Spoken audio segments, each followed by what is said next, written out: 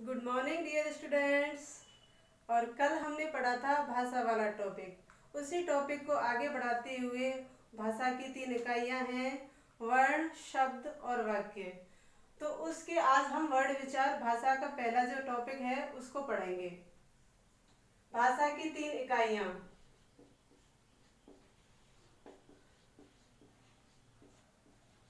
भाषा की 3 इकाइयां, वर्ण, शब्द, वाक्य। भाषा की 3 इकाइयां होती हैं। पहली इकाई है वर्ण। वर्णों के योग से, वर्णों के मेल से बनते हैं शब्द, जो दूसरी इकाई है। और शब्दों के योग से या शब्दों के मेल से बनते हैं वाक्य, जो भाषा की अंतिम इकाई है। तो आज हम भाषा की पहली इकाई के बारे में पढ़ेंगे। तो पढ़ते हैं वर्ण। अब जानते हैं हम वर्ण है क्या। वर्ण की परिभाषा।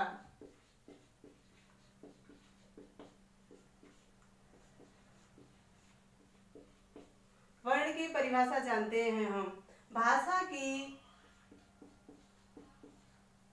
वर्ण की परिभाषा, भाषा की सबसे छोटी इकाई।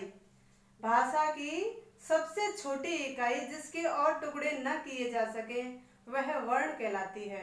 भाषा की 3 इकाइयां हैं, जो सबसे छोटी है वो क्या कहलाएगी? वर्ण। तो भाषा की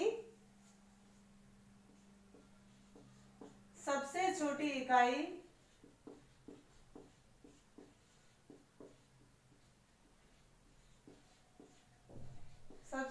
इकाई जिसके और टुकड़े न किए जा सके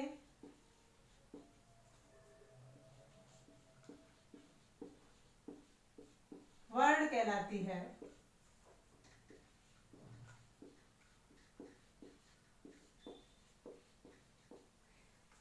ऐसी इकाई जिसके और टुकड़े न कर सके हम, टुकड़ों में न तोड़ सके हम, वह है वर्ण। कौन कौन से वर्ण हैं देखिए वो, जैसे अ, इसको और नहीं तोड़ सकते, ये यही रहता है। ई, क, ह, ल, मतलब सारे व्यंजन जिनको हम तोड़ ही नहीं सकते, वो खुद ही टूटे हुए हैं। मैं, ब इत्यादि। तो भाषा की सबसे छोटी इकाई हो गई जिनके हम और टुकड़े नहीं कर सकते, ये कहलाती है वर्ण। अब वर्णों के मेल से क्या बनता है, वर्णों से क्या बनते हैं, वर्ण क्या होते हैं, इनके बारे में जानते हैं। तो थोड़ा सा उससे पहले जान लेते हैं हम वर्णमाला। वर्णमाला क्या है? ये हो गए वर्ण, ये हो गए वर्ण। अब इन वर्णों को हम व्यवस्थित क्रम में लिखेंगे। एक व्यवस्थित क्रम है उनका, उसको कहेंगे हम वर्णमाला। जैसे वर्णों के व्यवस्थित क्रम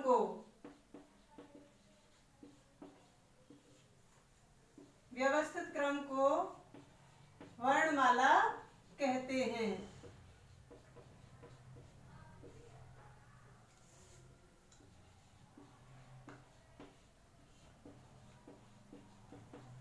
वर्णों के व्यवस्थित क्रम को वर्णमाला कहते हैं। जैसे इनको हम व्यवस्थित रूप से लिख दें, कैसे लिखते हैं? जैसे हमारे अनार होते हैं ना, उस तरह से। जैसे पहले आ गए आ, ई, उ, री, ऐसे ये जो आएंगे आपको विज्ञानी तक लिखने हैं इसी तरह से। तो ये व्यवस्थित क्रम हो गया, तो इसको कहेंगे हम वर्णमाला, विज्ञानी तक।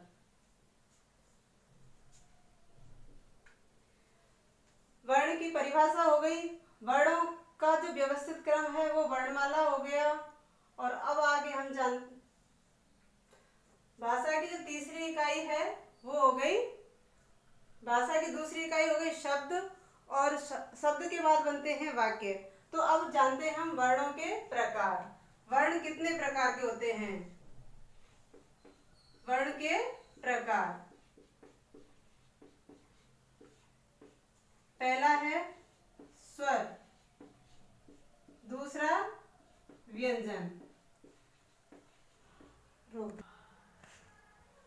तो ये हो गए वर्ण के प्रकार। वर्ण के प्रकार कौन कौन से हो गए? स्वर और व्यंजन। अब स्वर क्या है इन्हें हम समझ लेते हैं।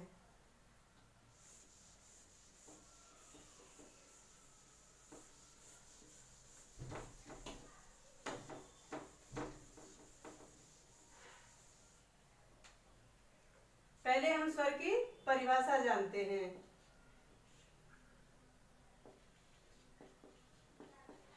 स्वर की परिभाषा, स्वर है क्या? इस परिभाषा से ही ऐसे पता चल जाएगा आपको कि आप समझ जाओगे कि स्वर एक्चुअल में है क्या। भाषा की ऐसी स्वतंत्र इकाई, नाम से ही पता चल रहा है स्वर, स्वर है, स्वतंत्र है। भाषा की ऐसी स्वतंत्र इकाई जिसको बोलने के लिए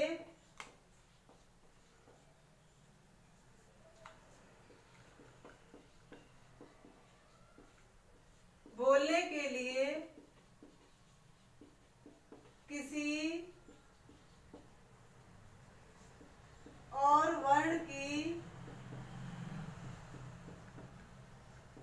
सहायता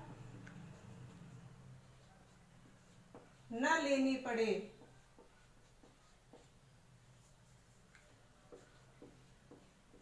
स्वर कहलाते हैं।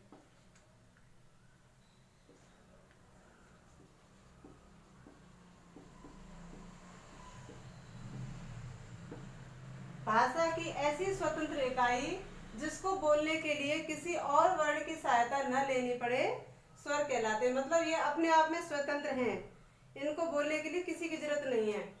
और स्वर कितने होते हैं? स्वरों की संख्या 11 होते हैं स्वर।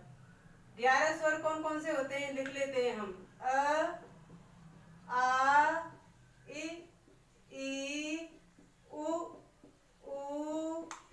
री, ए, आई, ओ, औ। अब आप कहेंगे अंग और अह क्यों नहीं लिखे मैम? तो वो अयोगवाह में आते हैं। स्वरों की संख्या कितनी हो गई? 1 2 1 2 3 4 5 6 7 8 9 10 और 11। तो स्वरों की संख्या कितनी हो गई? 11। अब आप बताइए, क्या इन्हें बोलने के लिए किसी और की सहायता लेनी पड़ती है? वर्णमाला में आपने लिखे हुए देखेंगे, ये अपने आप ऐसे ही लिखे रहते हैं, इनको लिखने के लिए किसी की जरूरत नहीं है। तो ये क्या हो गए? स्वतंत्र चर हैं ये, इनको बोलने के लिए किसी की जरूरत नहीं है। अब आगे हम पढ़ रहे हैं, स्वर हो गए हमारे, अब पढ़ेंगे हम व्यंजन।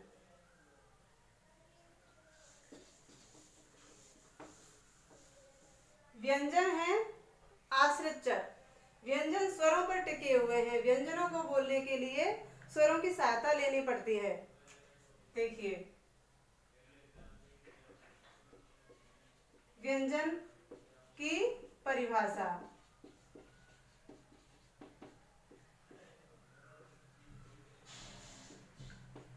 व्यंजन की परिभाषा, व्यंजन आश्रित चर है जिसे बोलने के लिए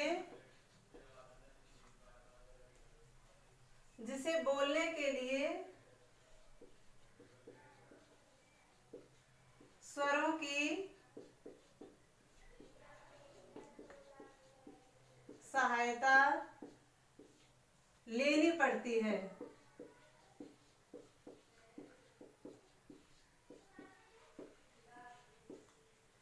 व्यंजन आश्रित चर हैं, ये स्वरों के बिना नहीं बोले जा सकते। व्यंजनों की संख्या जैसे लिखा देती हूँ मैं अभी आपको, फिर व्यंजन अच्छी तरह से करा देंगे। व्यंजन कितने होते हैं? 33। जैसे जैसे क, ख, च, छ, कोई भी वर्ड देख लीजिए आप, है, और आप ल, कोई भी वर्ड देख लीजिए।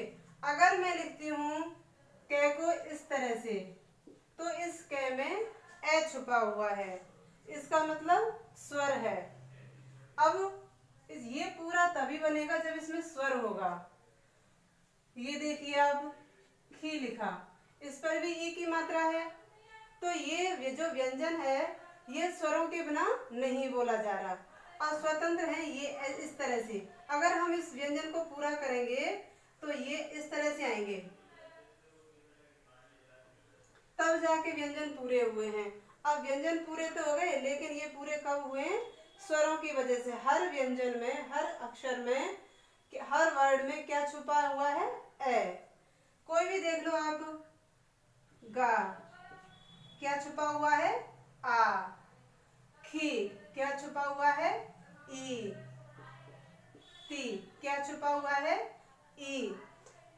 तो जो ये व्यंजन है ये बिना स्वरों के नहीं बोले जा सकते। तो ये कैसे हो गए? आश्रित चर। ये किस पर टिके हुए हैं? स्वरों पर।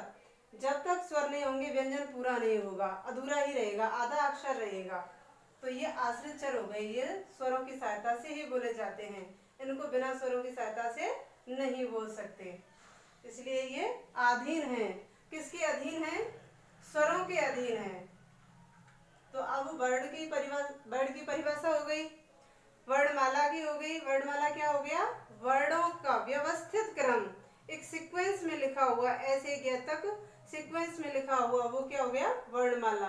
फिर वर्ण के प्रकार हो गए, भेद हो गए, कितने? 2। पहला स्वर, दूसरा व्यंजन। स्वर स्वतंत्र इकाई है जिसको बोलने के लिए किसी की आवश्यकता नहीं है। व्यंजन आश्रित इकाई है जिसको बोलने के लिए स्वरों की सहायता लेनी पड़ती है। और अब हम थोड़ा सा और समझा देते हैं इसी में, व्यंजन क्या है। थोड़ा ऊपर लिख देती हूँ।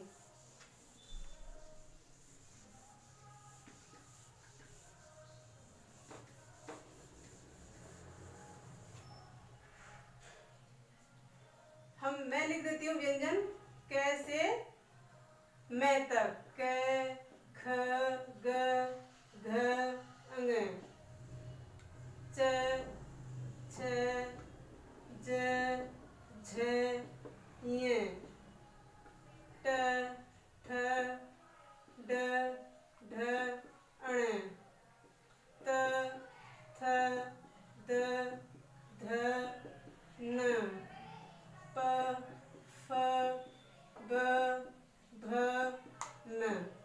यहाँ तक व्यंजनों के प्रकार होते हैं। वैसे व्यंजन 3 प्रकार के होते हैं। ये लाइन रह गई थी।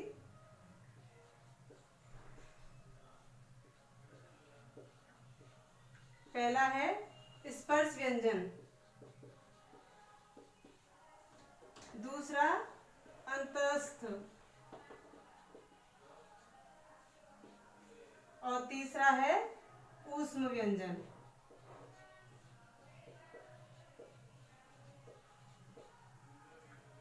व्यंजन 3 प्रकार के हैं, स्पर्श व्यंजन, अंतस्थ व्यंजन और ऊष्म व्यंजन। तो अब हमने ये यहाँ तक जो पढ़े हैं वो हैं स्पर्श व्यंजन, कैसे लेकर मैं तक, कैसे मैं तक स्पर्श व्यंजन। ये व्यंजनों का हमारा पहला प्रकार हो गया, स्पर्श व्यंजन। कितने हो गए ये टोटल? आप गिन के बताइए। 25। कितने हो गए? 25। अब हम स्पर्श व्यंजन हो गए, अब हमारा होगा अंतस्थ व्यंजन।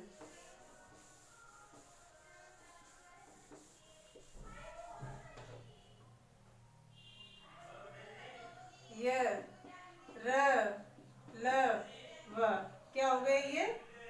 य, र, ल, व। ये हो गए हमारे अंतस्थ व्यंजन।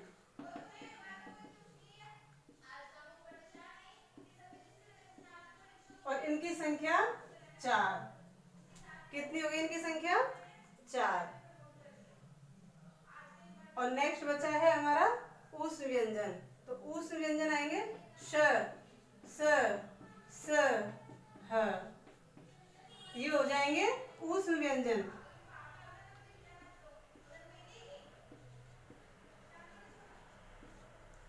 और इनकी संख्या 4।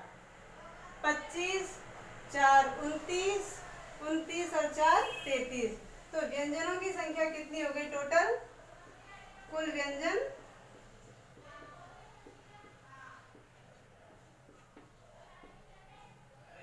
कितने हो गए? 33। 25 ये हो गए, 4 अंतस्थ हो गए, 4 ऊष्म व्यंजन हो गए। अब आप सोच रहे होंगे क्षत्र ज्ञ श्र कहाँ गए मैम? तो वो हमारे इन व्यंजनों में नहीं आते, क्योंकि वो संयुक्त व्यंजन हैं। वो 2 व्यंजनों के मेल से बने हैं। वो संयुक्त व्यंजन है, उनको भी लिख लेते हैं।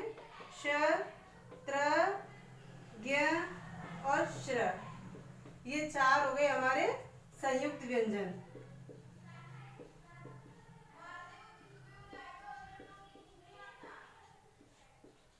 इनको हम इस तरह से नहीं गिनेंगे इनके साथ।